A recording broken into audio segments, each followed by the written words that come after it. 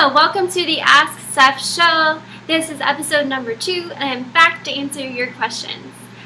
So I've got 5 questions from you guys that I'm going to answer today. Remember, you can submit your own questions to me by subscribing to beautifultothecore.com, and from there I let you submit your questions. First question is from Sam. She asks, how can I get rid of the cellulite on my hips? Well, the bad news is you really can't.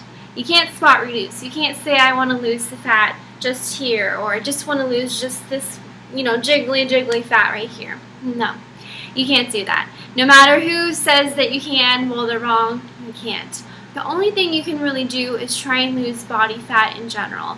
And when you start losing body fat, we all kind of lose it from different areas first. So, for example, when I drop body fat, I lose this right away.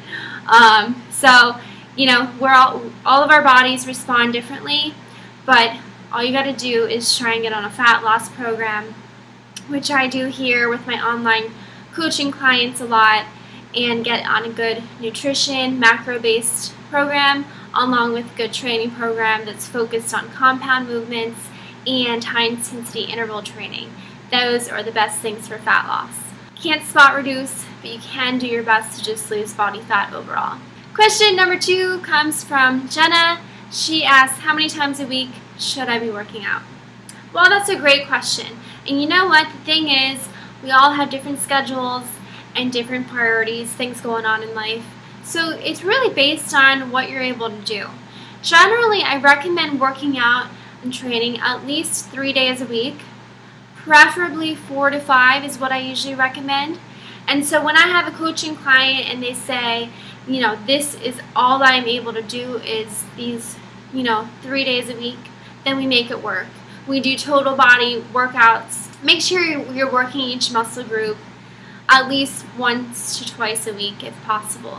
So by that I mean you're hitting your glutes once or twice a week, your chest once or twice a week, your arms once or twice a week. Every muscle group you want to hit throughout the week. Example, I might have someone work out arms and shoulders one day. The next day I might have them work out glutes and hamstrings and abs. Next day I might have them work out shoulders and back. So you're always going to pair up a few different muscle groups so that you can hit all of them once or twice each week, depending on your frequency of workouts that you're able to make work with your schedule. So one thing to keep in mind when it comes to deciding your training schedule is you want to have at least 48 hours in between working that same muscle group again. So if you worked out biceps on Monday, you don't want to work out biceps again on Tuesday because you need to allow them time to recover.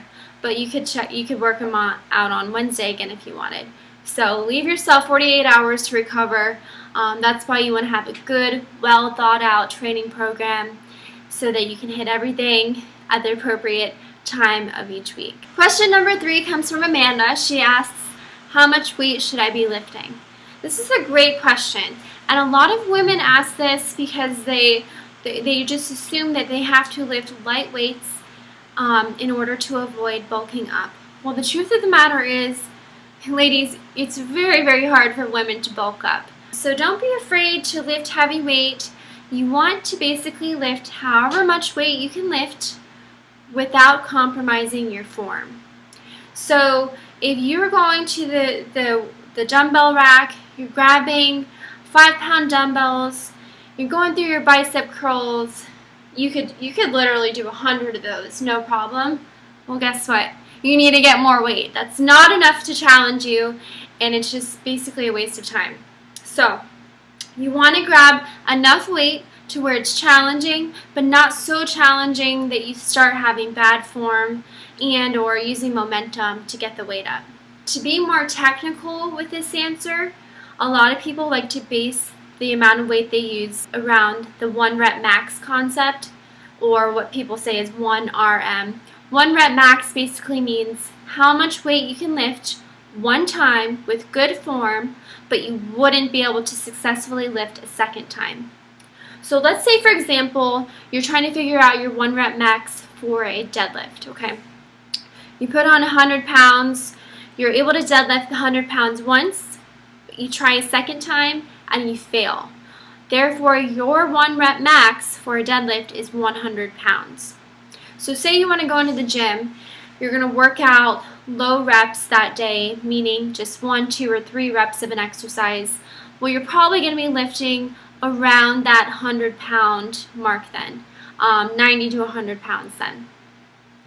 Because if your goal is to just lift 1 rep per set, then you know that you're around that 100-pound mark, okay? But let's say you're going in and I tell you to do a medium rep day, so more in that 4 to 7 reps range. You're not going to be able to lift 100 pounds 4 to 7 times because you couldn't even do it 2 times. So you're therefore going to have to go and use less weight than that 100. You're probably going to have to go down to, I don't know, I'm guessing 70, 80 pounds, wherever you can get in 4 to 7 reps, but you really wouldn't be able to go beyond 8. Okay?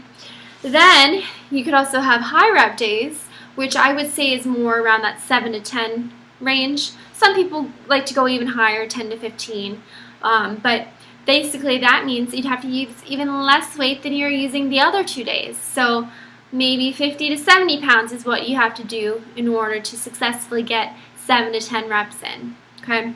So how much weight you use is really just dependent on your personal physical abilities.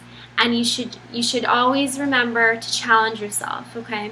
If you get through a set easy, you're not sweating, you're not breathing harder, you could just go have a conversation right now, no problem, then guys, it's probably too easy. So always push yourself, challenge yourself, and remember it is kind of a mental battle. For the longest time, I would just go into the gym and mentally I told myself, oh, I can't lift that 100 pounds. Little on me, like, look at these little string bean arms. I can't lift 100 pounds. But you know what? Once my husband started making me believe in myself and have more confidence, I would go in and be like, yeah, I'm going to lift that 100 pounds. I'd go over and I could do it because I believed in myself and I got myself in that mental state that, yes, I can do it if I really try hard and push myself. So sometimes you have to kind of, when you're first starting off with strength training, you got to start kind of experiment and figure out what you're actually capable of. And I think a lot of you will realize you are capable of much more than you think and that you're used to. Long story short, if you don't want to mess with the whole 1 rep max thing, don't worry about it. Just stick to the rule, lift as heavy as you can without compromising form. And I promise you'll start seeing better results if you do that. Question number 4 comes from Sam. She asks what order she should do certain things during her workout, say like lifting weights, cardio, stretching, that sort of stuff. Okay, so with my physical therapy background, I am a huge advocate for working out with proper order, okay? It drives me nuts when people go into the gym right away and they just go right to the dumbbell rack and just start swinging heavy weight around. You guys, that's going to cause you to have to go in and see me in physical therapy because you're going to injure yourself. So make sure when you first walk into the gym that you're getting in a proper warm-up. Some people like to, if they're working out lower body that day, they like to just go get on the bike or the treadmill for 5 or 10 minutes.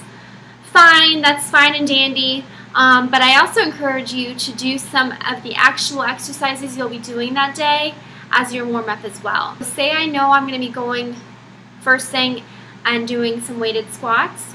Well, I'm going to do some body weight squats without weight first to get in even more of an active warm-up in before I throw that weight on my back. So I might go do the bike for 5 minutes, but then I'm going to go into the back and I'm going to do some body weight squats, get deep, make sure my form is good, get even more warmed up with that specific exercise before I get into my actual strength training program. First thing, always get in a good warm-up. Second thing you're going to do is move on to your strength training or your weightlifting, your resistance training, whatever your program is, go through that. Third thing you want to do is cardio. You don't have to do cardio. I rarely ever do cardio unless I'm prepping for a photo shoot or something. But cardio should be done after your strength training if you're going to do cardio at that same time that day. So third is cardio. And fourth and final thing is stretching. please, please, please always stretch after your workouts. You don't have to stretch your entire body, but make sure you're stretching those muscle groups that you trained that day, okay? So if you went in and you just did shoulders and arms, well, fine, no problem. But make sure you stretch those out at the end of your workout. It's not only going to help you feel better and have less aches and pains, less soreness, but it's going to help prevent injury, and it's going to maintain more range of motion for all of your joints. And if you have more range of motion, more flexibility, then you're going to have a larger range of motion to strengthen your muscle within, which means more potential for muscle growth and muscle size. Okay, so just to recap, warm up, lift weights, cardio, and finish with stretching. And that stretching, I didn't mention, should be at least 30 seconds each stretch. And our fifth and final question for today's Steph episode is, how much time should I rest in between exercises? If you're doing a couple sets of an exercise and you want to rest in between, you may not know how long to rest. And the typical rule is to try and rest around 30 seconds, 45 seconds or so, if you're just going through some isolated or accessory exercises, things that just focus on one muscle group that aren't too strenuous. However, if you're doing a compound exercise, say like a squat or a deadlift, bench press, lunges, things that use a couple muscle groups at once, things that you're lifting even heavier weight on, well, when you're doing that, you can allow yourself a little bit longer of a rest break. I'd say up to 2 or 3 minutes in between your sets. And that kind of varies too, depending on how many reps you're doing. So if I'm deadlifting on the platform, I just did 3 reps. Well, just doing low reps, I'm using 200 something pounds. I'm going to need a little bit longer to rest just to catch my breath so I can do another set of that. So if you're using more weight, you're doing lower reps, you're lifting heavy, compound exercises, then give yourself a little bit longer of a rest period. Whereas if you're doing small, isolated exercises, bicep curls, tricep presses, shoulder raises, things that aren't quite as strenuous, then you want to limit your rest breaks to 30 seconds or a little bit longer than that. Thank you so much for joining me on episode 2. I truly hope that you learned something from this, and I cannot wait to continue answering questions from you guys. Keep them coming, and remember, you are beautiful to the core.